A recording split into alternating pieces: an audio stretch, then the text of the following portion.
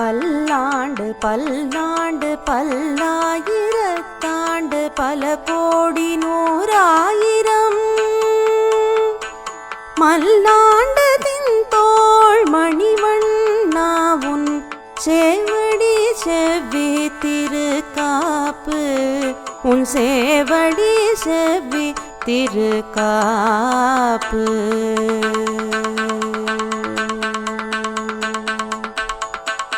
நண்பர்கள் அனைவருக்கும் வணக்கம். நம்மளோட இந்த ஆழ்வார்கள் அனுபவித்த 6ஆம் அமுதன் தொடர்ல என்னோட எப்பொழுதும் போல இணைந்திருக்கிறவர் திரு பாலசுப்ரமணியன் அவர்கள். வணக்கம் பாலா சார். சென்ற தொடர்ல ஆழ்வார்கள், அவர்களது அருளி செயல்கள்,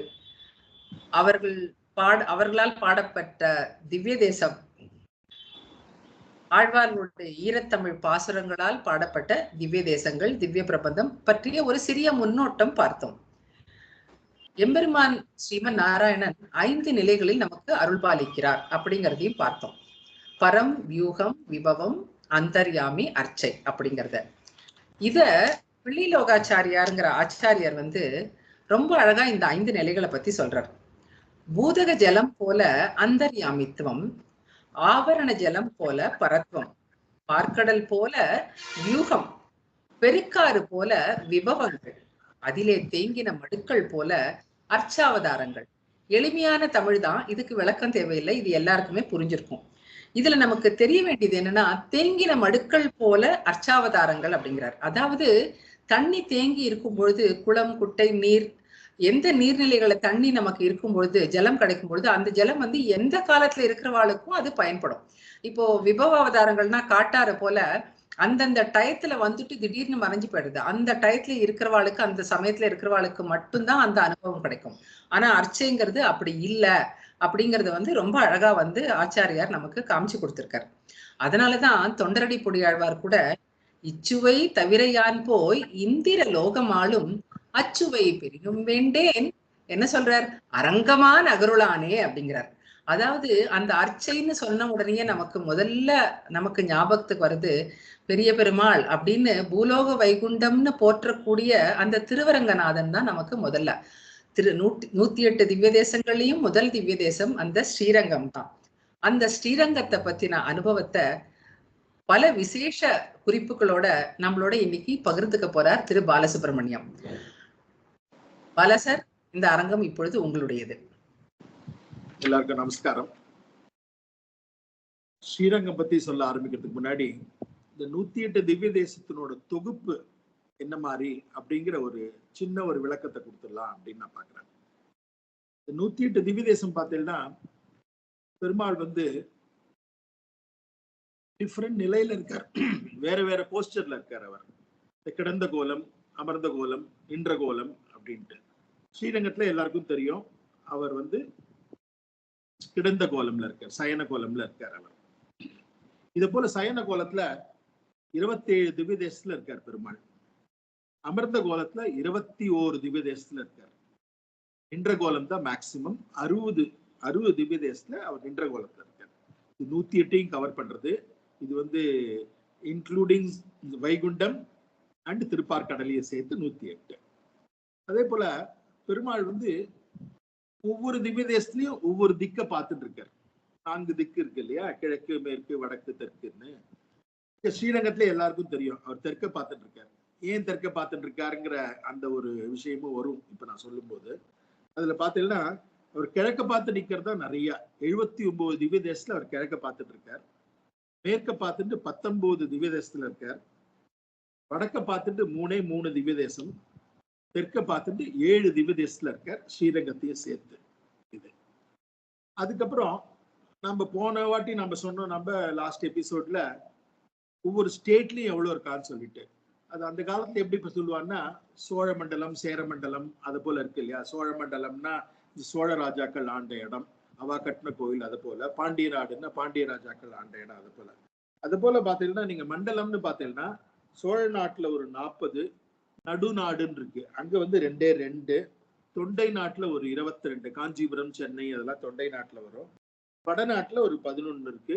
மலைநாடு கேரளா எல்லாம் இருக்கு பாருங்க, அங்க வந்து ஒரு 13 இருக்கு.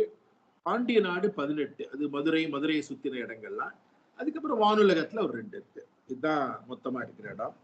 இப்ப நான் சொன்னேன் இல்லையா, தெற்கு நோக்கி வந்து 7 திவ்ய தேசத்துல பெருமாள் வந்து தெற்கு நோக்கி அவர் ஸ்ரீமுகம் பாக்குறாருன்னு சொல்லிட்டு, அந்த 7 இடம் என்னன்னா ஸ்ரீரங்கத்தை சேர்த்து ஸ்ரீரங்கம், சிறுபுலியூர், திருநீரகம், திருக்காரகம், காஞ்சிபுரத்துல இருக்கு திருநீரகம், திருக்காரகம். அதுக்கப்புறம் திருவித்துவக்கோடு, திருக்காட்கரை, இது 2 கேரளால இருக்கு. அதுக்கப்புறம் திருமையம், இது வந்து புதுக்கோட்டையில இருக்கு. ஸோ இந்த 7 ஸ்தலத்திலையும் வந்து பெருமாள் வந்து தெற்கு நோக்கி பார்த்துட்டு இருக்காரு.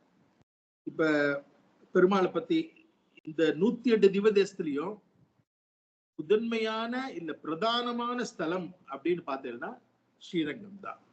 அது ஏன் அப்படின்னா இந்த 108லயும் பூலோக வைகுண்டம் அப்படின்னு சொல்றது வந்து இந்த ஸ்ரீரங்கத்தை தான் சொல்லுவோம். இது ஏன் பூலோக வைகுண்டம்னு ஆச்சு அப்படிங்கிறது வந்து இந்த ஸ்தலம் எப்படி வந்தது அப்படிங்கறத நம்ம பார்த்தோம்னாலே அப்பயே நமக்கு தெரியும் ஏன் பூலோக வைகுண்டம்னு வருது, ஏன் வைகுண்ட ஏகாதசி வந்து அங்க இவ்வளவு பிரதானமா இருக்கு, உலகத்துல உள்ள எல்லாரும் வைகுண்ட ஏகாதசிக்கு ஏன் அங்க ஸ்ரீரங்கத்துக்கு வரா, அந்த பெருமை எல்லாம் வந்து நம்ம அந்த கதையை பார்க்கும்போது தெரியும். இந்த 108ல ரொம்ப பிரதானமான ஸ்தலம் வந்து இதுதான். ஆழ்வார்கள்ல 12 ஆழ்வார்கள் 11 ஆழ்வார்கள், மதுரகவி ஆழ்வார் வந்து ஒண்டி நம்மாழ்வார் பத்தி தான் பாடினார். மீதி 11 ஆழ்வார்களும் பாடிய ஒரே ஸ்தலம் இதுதான். மீதி எல்லா இடத்துலயும் 7 ஆழ்வார்கள், 8 ஆழ்வார்கள், இல்ல ஒரு ஆழ்வார் அது போல இருக்கும். இந்த ஸ்தலம் மாத்திரம் 11 ஆழ்வார்கள் பாடியிருக்க இந்த திவ்ய தேசத்துல. இங்க வந்து இவ என்ன சொல்லுவான்னா, அதாவது அங்க இருக்கிற விரஜா நதி, வைகுண்டத்துல இருக்கிற விரஜா நதி தான் இங்க காவேரியா ஓடுறது, அங்க இருக்கிற பரவாசுதேவன் தான் இங்க வாசுதேவனா இருக்கார் அப்படின்னு சொல்லிட்டு. இந்த இடத்த பார்த்தீங்கன்னா எல்லாமே பெருசு பெருசா இருக்கும். ரொம்ப பிரம்மாண்டமான கோயில், ரொம்ப ஆச்சரியமான கோயில் இது. இங்க பாத்தீங்கன்னா பெருமாள் வந்து ஸ்ரீரங்கநாதன், நாச்சியார், ரங்கநாயகி நாச்சியார் இருக்கா. இவ வந்து இங்க இருக்கிற தீர்த்தம் வந்து சந்திர புஷ்கரணி இருக்கு. விமானம் வந்து பிரணவாகார விமானம் இல்ல பிரணாகிருதி விமானம் சொல்லுவா. அண்ட் யாருக்கெல்லாம் பிரத்யட்சம் கொடுத்தாருன்னா தர்மவன்கிற ஒரு ராஜாக்கு, அதுக்கப்புறம் சந்திரனுக்கு, அதுக்கப்புறம் விபீஷ்ணனுக்கு, இதெல்லாம் நாம பார்ப்போம்.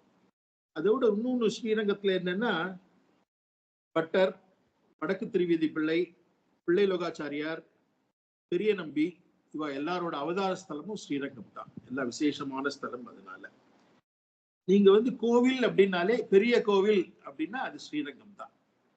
வேற எது கோவில் போயிட்டு வரேன் அப்படின்பா இல்லையா, அதுல பெரிய கோவில் அப்படின்னாலே ஸ்ரீரங்கம் தான். அதோட பெரிய பெருமாள் அப்படின்னா ரங்கநாதர் தான். பெரிய பிராட்டியார் அப்படின்னா ரங்கநாயகி நாச்சியார் தான். பெரிய திருவடி அப்படின்னா கருடன் அங்க இருக்கிறவர். பெரிய அவசரம் அப்படின்பா, அங்க இருக்கிற பெருமாள் தலிகையை வந்து பெரிய அவசரம் அப்படின்பா. பெரிய மேளம் அப்படின்னா அந்த மேளமா. அதே போல பெரிய திருப்பணியாரங்கள் அப்படின்னா பெருமாளுக்கு அங்க வைக்கிற நம்ம நைவேத்தியங்கள்லாம் இருக்கு பாருங்க, அதெல்லாம் பெரிய திருப்பணியாரங்கள். அதனால எல்லாமே பெரிய பெரிய பெரியன்னு வரும். இங்க சுவாமி எல்லாருக்கும் தெரியும், தெற்கு நோக்கி பாக்குறார் அவர். கிழக்கே திருவடி வச்சுட்டு இருக்கார், மேற்கே திருமுடியை வச்சுட்டு இருக்கார், வடக்கே பின்புறத்தை அவர் காட்டுறார். அவர் புஜங்க சயனத்துல இருக்கார். அவர் இங்க தொண்டரடிப்பொடி ஆழ்வார் வந்து நந்தவன கைங்கரியம் பண்ணியிருக்கார். திருமங்கை ஆழ்வார் வந்து திருமதில் கைங்கரியம் பண்ணியிருக்கார். அதை பத்தி நாம் டீட்டெயிலா அப்புறம் பார்க்கலாம். இந்த இடத்துல வந்து வட திருக்காவேரி, தென் திருக்காவேரின்னு 2 இருக்கு.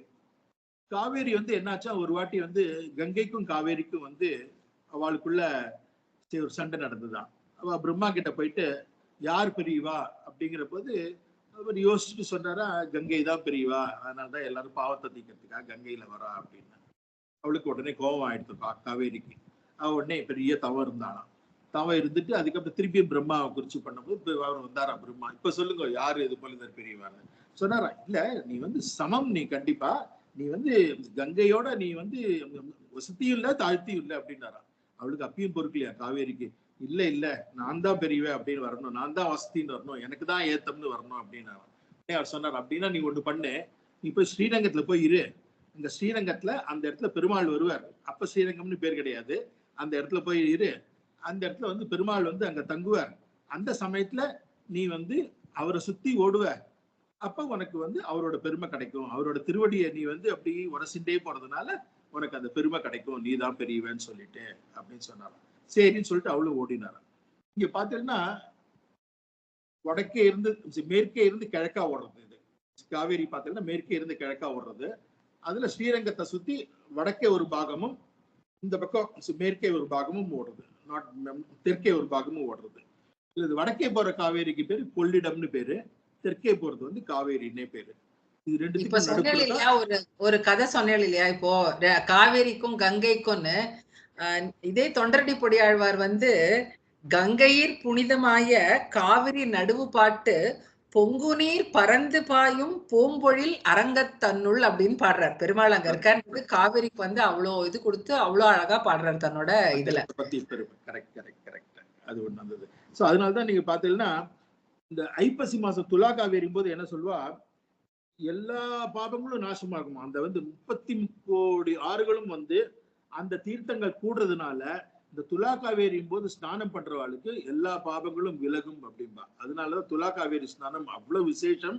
அந்த இடத்துல பாத்தீங்கன்னா அந்த சமயத்துல உங்களுக்கு தெரியும், துலா காவேரி ஸ்நானம் போது எல்லாரும் வருவா, எல்லா இடத்துல இருந்து வருவா. அம்மா மண்டபத்துல அப்படி ஒரு கூட்டமா இருக்கும். அதனால காவேரிக்கு அந்த பெருமை இருக்கு. இங்க வந்து இந்த கோவில்ல வந்து எல்லா சட்டதிட்டங்கள் எல்லாத்தையும் பண்ணவர் எல்லாம் ராமானுஜர் தான். அவர் பண்ணார். அவர் பெரிய பிரம்மாண்டமான கோவில் தான். 21 கோபுரம் இருக்கு, 56 சந்நிதி இருக்கு. இதெல்லாம் பத்தி விளக்கமா நம்ம அடுத்த எபிசோட்ல பார்க்கலாம். இப்ப நம்ம காலையில இருந்த உடனே ஒரு இந்த ஸ்தலங்கள், அதாவது தலசயன, அதாவது அமிர்த கோலம் அதெல்லாம் பத்தி சொன்னேன் இல்லையா. அப்ப அதே மாதிரி பெருமாள் வந்து பிரதிஷ்டை பண்றது கூட சிலது வந்து ஸ்வயமா பெருமாள் இருக்காரு அப்படின்னு கூட உண்டு இல்லையா இங்க. Correct correct correct. இதுல என்னன்னா ஸ்வயம் வக்த கஷேத்திரம் அப்படின்பா. இந்த ஸ்வயம் வக்த கஷேத்திரம்ங்கிறது என்னன்னா தானா தோன்றியது அப்படிங்கிற மாதிரி அர்த்தம். அது அந்த ஸ்வயம் வக்த கஷேத்திரம்ங்கிறது ஒரு 8 இருக்கு. அதுல முதன்மையானது அகைன் ஸ்ரீரங்கம் தான். அது என்னென்னு பாத்தீங்கன்னா, ஒண்ணு வந்து நாங்குநேரி. நாங்குநேரி வந்து இந்த வானமாமலைன்னு சொல்லுவா இல்லையா, இந்த நாங்குநேரி. 2வது ஸ்ரீரங்கம். 3வது ஸ்ரீமுஷ்ணம், பூவராக சுவாமி இருக்காரு. 3வது ஸ்ரீரங்கம். 4வது திருப்பதி. 5வது வந்து நைமிஷாரண்யம், காட்டு ரூபத்துல இருக்கார் அவர். 6வது புஷ்கரம், தீர்த்த ரூபத்துல இருக்கார் அவர். 7வது பதரிகாசிரம், நரநாராயணன் அங்க இருக்கார். 8வது வந்து சாலிகிராமம், நேபாள்ல இருக்கார். இந்த 8 தான் வந்து ஸ்வயம் வக்த கஷேத்திரம் அப்படின்பா. ஸ்வயம் வக்த கஷேத்திரம்ங்கிறது நான் சொன்ன மாதிரி தானா வந்த கஷேத்திரம். அதனால அதை யாரும் நிர்மாணம் பண்ணல. இது எப்படி தானா வந்தது அப்படிங்கிற அந்த கதையும் பார்க்கணும் இல்லையா. இதே போல இன்னொன்னு என்ன சொல்லுவாங்கன்னா, முக்தி தரும் கஷேத்திரங்கள்னு அது தனியா இருக்கு. அது ஒரு 7 சொல்லுவா. அது என்னன்னா அயோத்தியா, மதுரா, காசி, மாயா, காஞ்சி, அவந்திகா, துவாரகா. இந்த 7 வந்து முக்தி தரும் கஷேத்திரங்கள் அப்படின்பா. அது தனி இது. இது எல்லாத்துலயும் இந்த பிரதானமான கஷேத்திரம் 108ல பார்த்தீங்கன்னா வைஷ்ணவர்களுக்கு பர்டிகுலர்லி ஒரு 4 ரொம்ப பிரதானமா சொல்லுவாங்க. ஒண்ணு வந்து ஸ்ரீரங்கம், 2வது வந்து திருமலை திருப்பதி, 3வது காஞ்சிபுரம், 4வது திருநாராயணபுரம். இந்த 4 வந்து முக்கியமான ஸ்தலங்கள் இந்த வைஷ்ணவாளுக்கு. இப்ப நம்ம இதனோட வரலாறு பார்க்கலாம். இந்த வரலாறு என்னன்னா, பிரம்மா வந்து ஒரு பெரிய தவம் இருந்தாராம் நாராயணனை குறிச்சு, பெருமாளை குறிச்சு. அவர் தவம் இருந்த போது பார்க்கடல்ல நீர்க்குமிழி மாதிரி அப்படியே அந்த பிரணவாகார விமானம் வந்து பெருமாளோட சேர்ந்து அப்படியே வந்தாராம். அவர் உருவானது வந்து நீர்க்குமிழிலேருந்து அப்படியே விமானத்தோட உருவானாராம். அதை வந்து பிரம்மா வந்து அப்படியே சத்தியலோகத்துல தான் இருந்தார். இங்க பெருமாள் இங்கேயே இல்லை, அவர் முதல்ல சத்தியலோகத்துல தான் இருந்தார். அவர் இந்த விமானமும் பெருமாளும் இங்கே இல்லை, அங்க இருந்தார். அங்க சத்தியலோகத்துல அவர் இருந்த போது அந்த டெய்லி பூஜை பண்ணணும் இல்லையா, பெருமாள் வந்துட்டார். அதனால அதுக்கு அவர் என்ன பண்ணாரோ, அது போல சூரிய பகவான் கிட்ட அது போல டெய்லி பூஜை பண்றதுக்காக அவர்கிட்ட கொடுத்தாரு. சூரியன் தான் அத டெய்லி பூஜை எல்லாம் பண்ணிட்டாராம். சூரியன் அவரோட வம்சத்துல வந்த அதுக்கப்புறம் அவருக்கு அப்புறம் விவஸ்வான் இருக்காரு. இந்த மனுன்னு சொல்லுவோம் இல்லையா, அந்த விவஸ்வான் கிட்ட அவர் பூஜைக்கு கொடுத்தாரா. விவஸ்வான் வந்து இக்ஷ்வாகு அவரோட பிள்ளை. இக்ஷ்வாகு குலத்துல இக்ஷ்வாகு கொடுத்தாரா. இக்ஷ்வாகு குலத்துல வழி வழியா வந்து கடைசியில ராமர் அந்த இக்ஷ்வாகு என்ன பண்ணாரா, அவர் நேர சத்தியலோகம் போயிட்டு, அவர் இங்கேருந்து அந்த லோகம் போக முடியுமா, அவருக்கு அந்த ஒரு பவர் இருந்துதான். அவர் போயிட்டு அங்க கேட்டாராம், இங்க இருக்கிறத விட இங்க பூலோகத்துலதான் எங்களுக்கு வேணும், அதனால நீங்க பூலோகத்துக்கு தாங்க அங்கேயே வச்சுக்கிறோம் அப்படின்னு சொல்லிட்டு. அதனால சுவாமியை நேர அங்கேருந்து எடுத்துன்னு வந்து அயோத்தியாவுக்கு தான் வந்தார். ஸ்ரீரங்கத்துக்கு வரல. அப்ப அயோத்தியாவுக்கு தான் வந்தார். அயோத்தியால பல காலம் இருந்தார். ராமரே வழிபட்டவர் வந்து ஸ்ரீரங்கம் ரங்கராயர் தான். அதனாலதான் பெருமாளான ராமரே வழிபட்டதுனால பெரிய பெருமாள். அதனால பெரிய பெருமாள். இன்னொன்னு சொல்லுவார், ராமாயணத்தை படிக்கும் போது நான் ஒரு இடத்துல படிச்சேன். அதாவது எல்லாம் ஆயிடுதான், ராமருக்கு ஆரம்ப காலத்துல ராமருக்கு பட்டாபிஷேகம் பண்ணோம். இல்ல பட்டாபிஷேகத்துக்கு எல்லாம் இதுல வந்து கை கேட்கறதுக்கு முன்னாடி ராமருக்கு பட்டாபிஷேகம் எல்லாம் பண்ணோம். ஸோ நாளைக்கு பட்டாபிஷேகம் அப்படிங்கும் போது ராமர் வந்து இவர்கிட்ட தான் போனாரா, ரங்கநாதர் கிட்ட. இவர்கிட்ட போயிட்டு என்னோட நான் அவதாரம் எடுத்ததே ஒரு காரணத்துக்காக, அந்த காரணமே ஒன்றும் நிறைவேறல, நீ எனக்கு பட்டாபிஷேகங்கிறியே அப்படின்னு சொல்லிட்டு ரங்கநாதரை வேண்டினாராம். அதுக்கப்புறம் தான் கைகேயி மனசுல, கைகேயி கெட்டவேன்னு நம்மளோட கதையில இருந்தா கூட அது எல்லாமே அவனோட விளையாட்டு தான் இல்லையா. அதனால கைகேயி விட்டு அதை போல கேட்க வச்சு தசரதன் வந்து காட்டுக்கு போன்னு சொல்லி 14 வருஷம் இருந்து வந்தது, அது எல்லாம் வந்து எல்லாம் அவனோட லீலை தான். சோ அவர் ரங்கநாதரை வேண்டினாராம், என்னோட அவதாரத்தினோட அந்த காரணம் ஒன்றும் நிறைவேறல அப்படின்னு ரங்கநாதர் வேண்டினதால அதெல்லாம் வந்தது அப்படின்பா. அதனால ராமரே வேண்டின பெருமாள் பெரிய பெருமாள் நீங்க சொல்ற மாதிரி. சோ இன்ஃபேக்ட் ராமர் வந்து இது போல நீங்க பாத்தீங்கன்னா 17 லட்சம் ஆண்டுகள் ஆயிட்டான் ராமர் பிறந்து இன்னி முட்டுன்னு பாத்தீங்கன்னா ரஃப்லி ஒரு 17 லட்சம் ஆண்டு ஆயிடுச்சு. ஸோ அவ்வளவு பழைய பெருமாள். அந்த காலத்துல வந்து பெருமாளுங்கிறதுக்காக சொல்றேன் 17 லட்சம் ஆண்டு ஆயிடுச்சு. ஸோ இப்ப வந்து எல்லாம் ராவண யுத்தம் எல்லாம் முடிஞ்சது ராமாயணத்துல. ராவண யுத்தம் எல்லாம் முடிஞ்சு அவருக்கு சரைய நதிக்கரையில தான் இருக்காரு, இப்ப கோவில்ல இருக்காரு இல்லையா, ராமர் வச்சுட்டு இருக்கார். இந்த ராவண யுத்தம் முடிஞ்சு விபீஷ்ணன் வந்து அங்கேருந்து போனவன், அவனுக்கு வந்து ஏதாவது ஒரு முக்கியமானது கிஃப்டா கொடுக்கணும், ஏன்னா அவ்வளவு ஹெல்ப் பண்ணியிருக்கான் இல்லையா. அந்த பக்கத்துல இருந்து இந்த பக்கம் வந்து அவனுக்கு வந்த கெட்ட பேரையும் தாங்கிண்டு அவனுக்கு சரணாகதி அடைஞ்சுண்டு அண்ட் ராமர் அவனை ஏத்துண்டு ராமருக்கு ஹெல்ப் பண்ணி எல்லாம் ராவண யுத்தம் எல்லாம் முடிஞ்சாச்சு. அவன் இப்ப இலங்கைக்கு போனோம். இலங்கைக்கு போறதுக்கு முன்னாடி அவனுக்கு ஏதாவது கொடுக்கணும் அப்படின்னு சொல்லிட்டு இவர் ஆசைப்பட்டாராம். ஆசைப்பட்ட போது தானே தினமும் ஆராதிச்ச அப்படியே ரங்கநாதரை அப்படியே பிரணவாகார விமானத்தோடு அவர் கையில கொடுத்தாராம். இவர் கேட்கல, இவரா கொடுத்தார், ராமரா விருப்பப்பட்டு அவர் கொடுத்தார். அவர் கொடுத்த போது அவரும் சரி சொல்லிட்டு ரொம்ப சந்தோஷமா இந்த பிரணவாகார விமானம் அண்ட் ஸ்ரீ ரங்கநாதரை அப்படியே ஆகாய மார்க்கத்துல எடுத்துட்டு போயிட்டு இருக்காராம் இலங்கைக்கு. போயிட்டு இருந்த போது இந்த காவேரியை தாண்டும் போது இந்த இடத்துல ஸ்ரீரங்கம் கிட்ட வரும்போது அந்த சமயத்துல பங்குனி விசேஷம் வந்துருத்தான். இந்த பங்குனி பிரம்மோத்சவம்னு ஒண்ணு ரொம்ப பெருசா பண்ணுவா. அதனால பங்குனி மாசம் வந்துட்டு பிரம்மோத்சவம் பண்ணும் அவருக்கு அப்படின்னு சொல்லிட்டு அவர் என்ன பண்ணாரா, காவேரியில நடுவுல ஒரு இடத்துல வச்சாராம். அந்த இடம் தான் இன்னைக்கு ஸ்ரீரங்கம் ஆயிடுது. காவேரியில வச்சுட்டு அவர் எல்லாம் பிரம்மோத்சவம் நல்லா பிரமாதமா பண்ணார். அவர் 9 நாள் உற்சவம் 9 நாள் உற்சவம் பண்ணிட்டு சரி எடுக்கலாம் அப்படின்னு சொல்லிட்டு அது தூக்கும் போது அவரால் தூக்க முடியல. பண்ணிட்டு இருக்கும்போது யாரும் அவரோட காலை பிடிக்கிற மாதிரி இருந்தான். யாரு அப்படின்னு பார்த்தா அந்த ஊர்ல தர்மவர்மாங்கிற ஒரு ராஜா இருந்தானா. அந்த ராஜா வந்து இக்ஷ்வாகு வம்சத்தினோட பிரதிநிதியா இங்க. அந்த தர்மவர்மா ராஜா வந்து அவர் காலை பிடிச்சிட்டு, பெருமாள் இங்கேயே இருக்கட்டுமே, நீங்க ஏன் எடுத்துட்டு போறேன், இங்கேயே இருக்கட்டும், அவர் இங்கேயே இருக்கார், இங்கேயே சயனிச்சுட்டு இருக்கார், இதே இடம் அழகா இருக்கு காவேரியிலேயே, இங்கேயே இருக்கட்டும் அப்படின்னாரா. உடனே பெருமாளும் வந்து அதை ஆமோதிச்சு நான் இங்கேயே இருக்க விருப்பப்படுறேன், அதனாலதான் நான் இந்த விளையாட்டை விளையாடினேன் அப்படின்னு சொல்லிட்டு பெருமாள் என்ன பண்ணாரா, நீ ஆனா ஒண்ணு கவலைப்படாத, நீ இலங்கைக்கு போ, நீ இலங்கைக்கு போனாலும் நான் எப்பயும் தெற்கு நோக்கி, ஏன்னா இலங்கை வந்து தெற்கு நோக்கி இருக்காங்க, நான் எப்பயும் தெற்கு நோக்கி நான் பார்த்துட்டு இருப்பேன், அதனால நீ ஒண்ணும் கவலைப்படாத, எப்பயுமே நான் உன்னை வந்து அருள் பாலிச்சுட்டு இருப்பேன் இங்க இருந்து அப்படின்னு அவர் சொன்னாராம். அதனாலதான் சரின்னு சொல்லிட்டு அங்க விட்டுட்டு அவர் போயிட்டார் விபீஷ்ணர். இன்னைக்கும் வந்து ஒரு தெற்கு நோக்கி அப்படியே பார்த்த பார்வையிலே இருக்கார், அவர் அருள் பாலிச்சுட்டு இருக்கார். ஸோ விபீஷ்ணன் அங்கே இருக்கு. அதுக்கப்புறம் அதனாலதான் அப்புறம் இந்த வைகுண்ட ஏகாதசி அப்படிங்கிறத பத்தி சின்னதா சொல்லணும்னா என்ன விசேஷம்ங்கிறத பத்தி எல்லாம் சொன்னேன் இல்லையா. 21 நாள் நடக்கும் அந்த இது. பகல் 10 ஒரு 10 நாள், ராப்பத்து ஒரு 10 நாள், இயற்பா ஒரு நாள் அப்படின்ட்டு 21 நாள் நடக்கும். அதுல 11வது நாள் வந்து வைகுண்ட ஏகாதசி அப்படின்பா. இந்த வைகுண்டத்து அனுபவிக்கிறதோட வெள்ளோட்டம் தான் இந்த வைகுண்ட ஏகாதசி அப்படின்பா, உங்க எல்லாருக்கும் தெரியும். அது தவிர ஸ்ரீரங்கத்தை பத்தி ஆதிசங்கர பகவத் பாதால வந்து ரங்கநாதாஷ்டகம் அப்படின்னு ஒண்ணு எழுதியிருக்காரு. அந்த ரங்கநாதாஷ்டகம்ல வந்து ஸ்ரீரங்கத்துல உடலை நீத்தவாளுக்கு மறுபிறவியே கிடையாது அப்படின்னு அதுல சொல்லியிருக்காரு. அதனால ஸ்ரீரங்கத்துல இருக்கிறவா, வாழறவா, ஸ்ரீரங்கத்துல உடலை நீக்கிறவா எல்லாருமே புண்ணியாத்மா தான். நான் என்னைக்குமே நினைப்பேன், எப்பயாவது ஒரு தடவை போயிட்டு ஸ்ரீரங்கத்துல போய் செட்டில் ஆயிட்டோம் அப்படின்ட்டு எனக்கு ரொம்ப நாள் ஆசை. அது ஸ்ரீரங்கத்து மேல அப்படி ஒரு மோகம் அதனாலதான் எனக்கு. சோ இதெல்லாம் ஆன உடனே நான் சொல்லிட்டேன், ஐப்பசி துலா காவேரி எல்லாம் பத்தி சொல்லிட்டேன். ராமானுஜர் வந்து அவர் தான் எல்லா அந்த கோவில்ல இருக்கிற எல்லா நிகழ்ச்சிகள் என்ன மாதிரி வரணும் அப்படிங்கறது எல்லாத்தையும் நியமிச்சவர் அவர் தான். இன்ஃபேக்ட் முதல்ல வந்து அது வைகானச ஆகமா இருந்துதான், ராமானுஜர் வந்து அதை பாஞ்சராத்திர ஆகமா பண்ணார் அப்படின்னு சொல்லிட்டு சொல்லுவார். இப்ப இந்த பிரணவாகார விமானம்னு பார்த்தேன் இல்லையா, அந்த பிரணவாகார விமானம் வந்து பார்த்தீங்கன்னா 4 டைரக்ஷன்ல 4 பேர் இருப்பார். நமக்கு எல்லாருக்கும் தெரிஞ்சு தெற்கு பார்த்து பரவாசுதேவன் இருக்கார், நம்ம எல்லாரும் அங்க பார்ப்போம். கிளிமண்டபத்தினோட முகப்புல இருந்து நீங்க பார்த்தீங்கன்னா உங்களுக்கு தெற்கு பார்த்து உங்களுக்கு பரவாசுதேவன் இருக்கார். அதுல வந்து பார்த்தீங்கன்னா நீங்க மேற்கு பார்த்து இருக்கிறவர் வந்து அச்சுதன் அப்படின்பா, அச்சுதன் இருக்கார். வடக்கு பார்த்து அனந்தன் இருக்கார், கிழக்கு பார்த்து கோவிந்தன் இருக்கார். ஸோ இன்னொன்னு இந்த ஸ்ரீரங்கம் ரங்கநாதரை வச்சுதான் இவர் குலசேகர ஆழ்வார் வந்து முகுந்த மாலை அப்படிங்கறத பாடினது இங்கதான் அப்படின்னு சொல்லுவா. ஆனா கேரளால அவரோட அவதார ஸ்தலத்துல ஒரு முகுந்தன் கோவில்னு ஒண்ணு இருக்கு, நான் அங்கேயும் போயிருக்கேன்.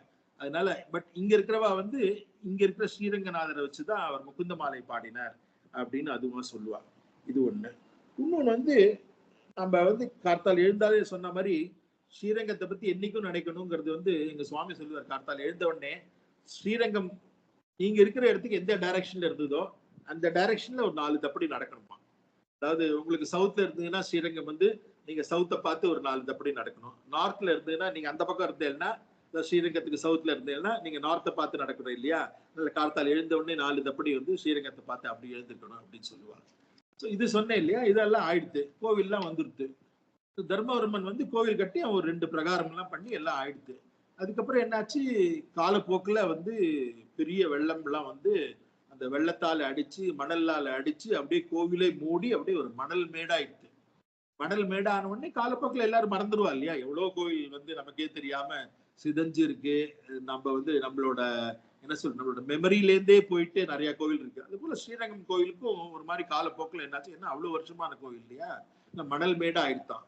மணல் மேடா ஆன போது இந்த தர்மவர்மனோட அவனோட வழியில வந்தவனே கிள்ளிவளவன் அப்படிங்கிற ராஜாவான். அந்த கிள்ளிவளவன் ராஜா வந்து அந்த பக்கமா வந்த போது ஒரு மரத்தடியில அவன் உட்காண்டிருந்த போது ஒரு கிளி வந்து ஏதோ சொல்லிட்டே இருந்துதான்.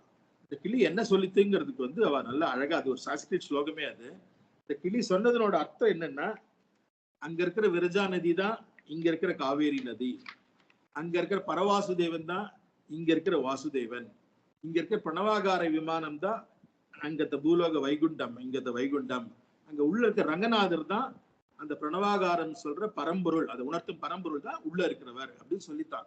இது அடிக்கடி சொன்னவே அவனுக்கு ஏதோ அர்த்தம் சொல்றது ஏதோ சொல்றது அப்படின்னு தோணித்தான். ஆனா என்னன்னு சொல்லிட்டு அவனுக்கு புரியல. அவன் ரொம்ப தவிச்சுட்டு இருந்தான், கிளி சொன்னதனோட அர்த்தம் என்ன, கிளி சொன்னதனோட அர்த்தம் என்னன்னு. அன்னைக்கு ராத்திரி அவனோட கனவுல வந்து ரங்கநாதர் வந்து, நான் இந்த இடத்துல இருக்கேன், நீ எந்த மரத்து கீழே நீ இருந்தியோ அதே இடத்துலதான் நான் பதிஞ்சிருக்கேன், அதை எடுத்து நீ வெளியில வச்சு நீ கோவிலா கட்டு அப்படின்னு சொன்ன உடனே வந்து அவன் தான் ராஜாவாச்சு அந்த ஊர்ல இல்லையா. உடனே வந்து அந்த கோவிலை வந்து நிர்மாணம் பண்ணி ஒரு 2 பிரகாரம் பண்ணா. உடனே ஒரு மண்டபமும் கட்டினான் பக்கத்துலயே. அதுக்கு பேரு தான் கிளி மண்டபம்னு பேரு. இன்னைக்கும் கிளி மண்டபம்னா, ஏன்னா கிளி சொல்லி அந்த மண்டபம் வந்தது இல்லையா, அதனாலதான் கிளி மண்டபம் அப்படின்பா. சோ கிளி மண்டபம் வந்து அந்த ராஜா தான் கட்டினா அப்படின்பா. சோ இந்த கிளி மண்டபம் கட்டி ஆஹான்னு போயிட்டு இருக்கு. இது வந்து இன்னொன்னு ரங்கநாதர் வந்து முகலாய மன்னர்லாம் படையெடுத்தா இல்லையா, அந்த சமயத்துல வந்து அவருக்கும் நெருக்கடி வந்தது அங்க. நீங்க பாத்தீங்கன்னா அந்த முகலாய மன்னர்லாம் வந்து எப்படியாவது அந்த பெருமாளை வந்து அழிச்சுடணும், தூக்கின்னு போயிடணும் இப்படி எல்லாம் பார்த்தா. அதனால என்ன பண்ணா, பெருமாளை தூக்கிட்டு இவ போயிட்டா.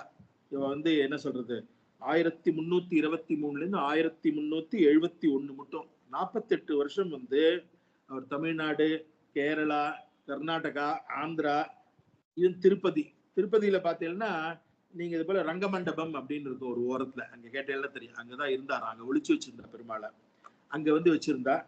நம்பெருமாள் அங்கதான் இருந்தார், உங்களுக்கு தெரியும், அவர் தான் ஐஷன் வந்தார். அப்புறம் அழகிய மணவாளன், ரங்கநாச்சியார் எல்லாரும் இருக்கா.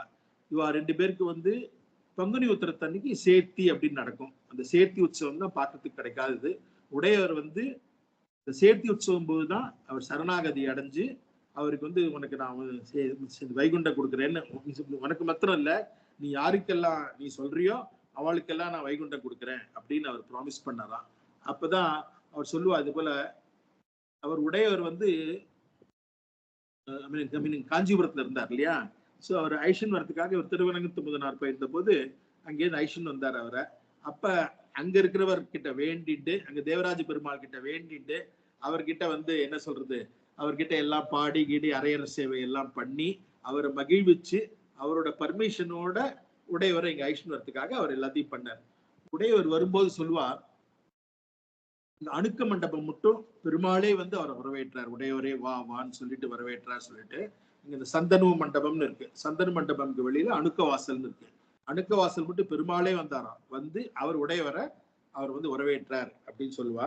அது மாத்திரம் இல்ல, அவர் வரும்போது அவர் சொன்னாராம், உனக்கு வந்து நித்திய விபூதி, லீலா விபூதி, உபய விபூதி எல்லாத்தையும் நாம் கொடுத்தோம், நீரே எல்லாவற்றுக்கும் உடையவர் அப்படின்னாராம். அதனாலதான் உடையவர்ங்கிற பேரே வந்து அவர் பெருமாள் வச்ச பேரு. நம்ம யாரும் அவரோட குருவோ வேற யாரும் வைக்கல, அவரே வச்ச பேர் அது. அதனால உடையவர்னு வந்துதான். அதே போல இந்த நம்பெருமாளுக்கும் சொல்லுவா. நம்பெருமாள் வந்து 48 வருஷம் இருந்தார் இல்லையா, 48 வருஷம் அங்க இங்க போயிட்டு கடைசியா அவர் ஸ்ரீரங்கத்துக்கு திருப்பி வந்த போது இந்த நம்பெருமாள் தானே அப்படின்னு யாருக்கு தெரியும்? 48 வருஷம் ஆச்சு, எவ்வளவோ பேர் இருந்தவாள்லாம் இல்ல, புதுசா வந்திருப்பா. இவர் தான் நம்பெருமாள் அப்படிங்கிறதுக்கு வந்து என்ன பண்றது, அவர் அங்க சுவாமிக்கு வந்து திருமஞ்சனம் ஆன உடனே வந்து அந்த ஈரவாடை இருக்கும் இல்லையா, அந்த ஈரவாடையை வந்து அங்க இருக்கிற அந்த துணியை துவைக்கிறவன் ஒருத்தன் இருக்கான, ஈரங்கொல்லின்னு அவன் பேரான். அவன்கிட்ட அவனுக்கு வந்து கண்ணு தெரியாதான். அவன் தான் வந்து எல்லா ஸ்ரீரங்கநாதரோட எல்லா துணியெல்லாம் அவன் தான் இது பண்ணுவான், எல்லாம் துவைச்சு சுத்தம் பண்ணுவான். அவன்கிட்ட வந்து இந்த 48 வருஷம் கழிச்சு இவர் வந்து ஆன உடனே வந்து திருமஞ்சனம் பண்ணி அந்த ஈரவாடையை வந்து அவன்கிட்ட கொடுத்தாளாம். அந்த பிரசாதத்தை அவன்கிட்ட கொடுத்த உடனே அவன் அதை ஸ்மெல் பண்ணிட்டு உடனே சொல்லிட்டான், இவர் தான் நம்பெருமாள் அப்படின்னா. நம்பெருமாள் அப்படின்னு அவன் சொல்லதுனால்தான் அவர் அங்க உற்சவருக்கு இன்னைக்கு பேர் நம்பெருமாள்னு பேர் வந்ததே வந்து அந்த ஈரவாட துணினால வந்த பேரு அப்படின்னு சொல்லுவா. 48 வருஷம் கழிச்சு வந்து அதுக்கு முன்னாடி, அதாவது 48 வருஷம் அவர் வெளியில இருந்தார் இல்லையா இந்த உலுக்கான் படையெடுப்புனால. அப்ப வந்து கோவில்லாம் திருப்பியும் புனருத்தாரணம் பண்ணி பூஜைகள்லாம் நடக்க ஆரம்பிச்ச போது உற்சவம் வேணுமே, அவளுக்கு தெரியாது இங்க இருந்த உற்சவர் வெளில போயிட்டாருன்னு உடனே ஒரு உற்சவ மூர்த்திய வந்து பண்ணி திருவிழாக்கள்லாம் பண்ணியிருந்தான்.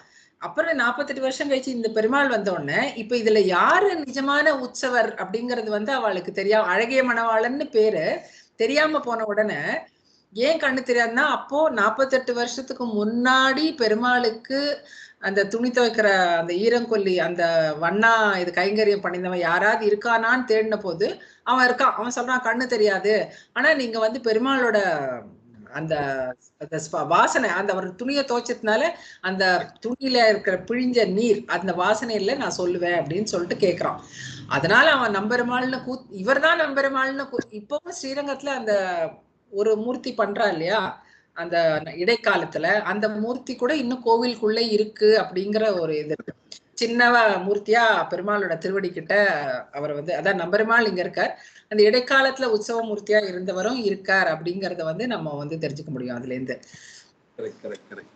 இதுல வந்து இந்த கோபுரம் எல்லாம் அதை பத்தி நம்ம அடுத்த வாட்டி சொல்லுவோம். இதுல இன்னொன்னு என்னன்னா, இதே போல நீங்க சொன்ன போது இன்னொரு இது ஒரு ஞாபகம் வந்தது. தாயார் சன்னிதி பாத்தீங்கன்னா ஆக்சுவலா 2 தாயார் சன்னிதி. ஒண்ணு வந்து நீங்க சொன்ன மாதிரி கோவில வந்து இது போல புனருத்தாரணம் பண்ண போது அவர் தாயார் அங்க நிர்மாணம் பண்ணா. அதுக்கப்புறம் கொஞ்ச நாள் கழிச்சு அங்க இருந்த ஒரு மரத்து கீழே அங்க இந்த தாயாருக்கு வந்து அங்க புதைச்சு வச்சிருந்தாலும் யாருக்கும் தெரியாம.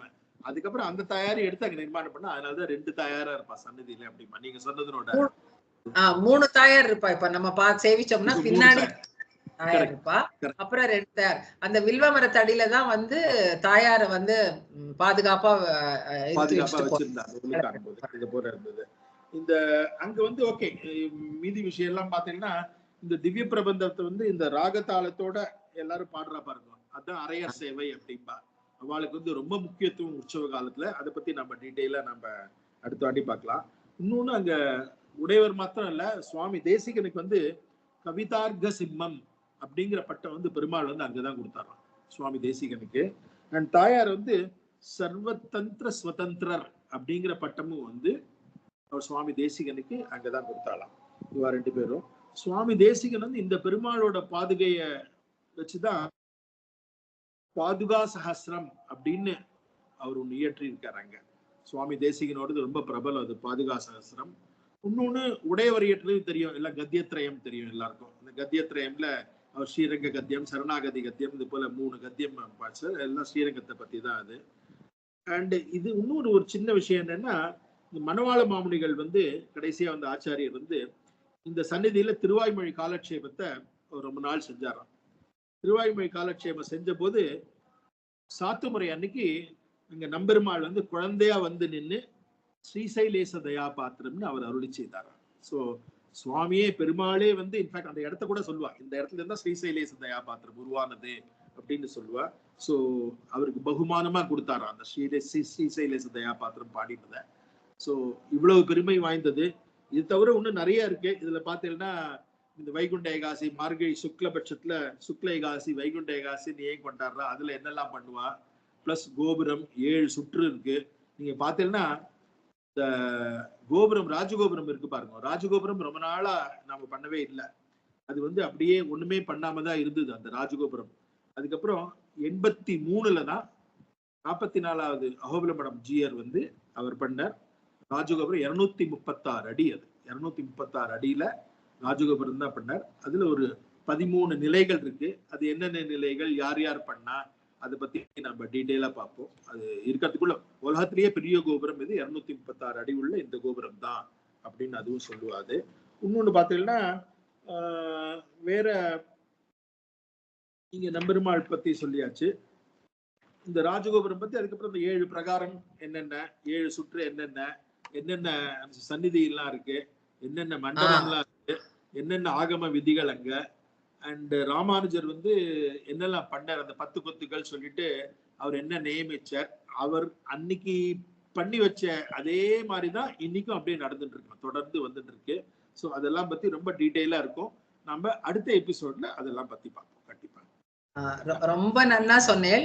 நிறைய விஷயங்கள் நம்ம ஸ்ரீரங்கத்தை பத்தி மட்டுமே ஒரு 10 எபிசோடு கூட பண்ணலாம். அவ்வளவு விஷயங்கள் அனுபவிக்கிறதுக்கு இருக்கு.